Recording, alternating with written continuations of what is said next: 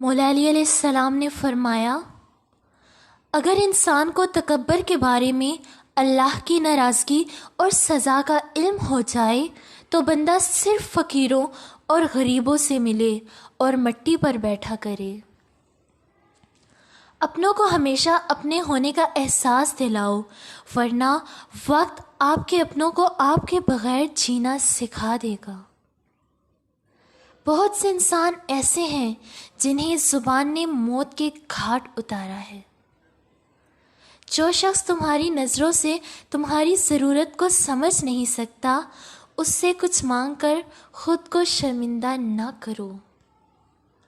لوگوں کے عیبوں سے اس طرح غافل ہو جاؤ جیسے سوتے وقت تم دنیا سے غافل ہو جاتے ہو۔ مولا علی علیہ السلام نے فرمایا، دوست کا امتحان مصیبت میں ہوتا ہے، بیوی کا امتحان غربت میں، مومن کا امتحان غصے میں، آنکھ کا امتحان بازار میں، زبان کا امتحان محفل میں، دل کا امتحان عشق میں، ہاتھ کا امتحان کھانا کھانے میں، اور انسان کا امتحان قبر میں ہوتا ہے۔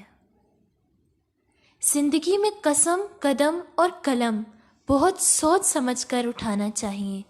الفاظ ہی سب کچھ ہوتے ہیں، دل جیت بھی لیتے ہیں اور دل چیر بھی دیتے ہیں۔ تم جنت نہ مانگو، بلکہ تم دنیا میں ایسے کام کرو کہ جنت تم کو مانگے۔ ہر سنی ہوئی بات کو بیان نہ کرو، ورنہ تمہاری بے وقوفی کے لیے یہی بات کافی ہوگی۔ جب آنکھیں نفس کی پسندیدہ چیزیں دیکھنے لگیں تو دل انجام سے اندھا ہو جاتا ہے۔ غلط بات پر غصہ آنا شرافت کی نشانی ہے، لیکن غصہ کو پی جانا مومن کی نشانی ہے۔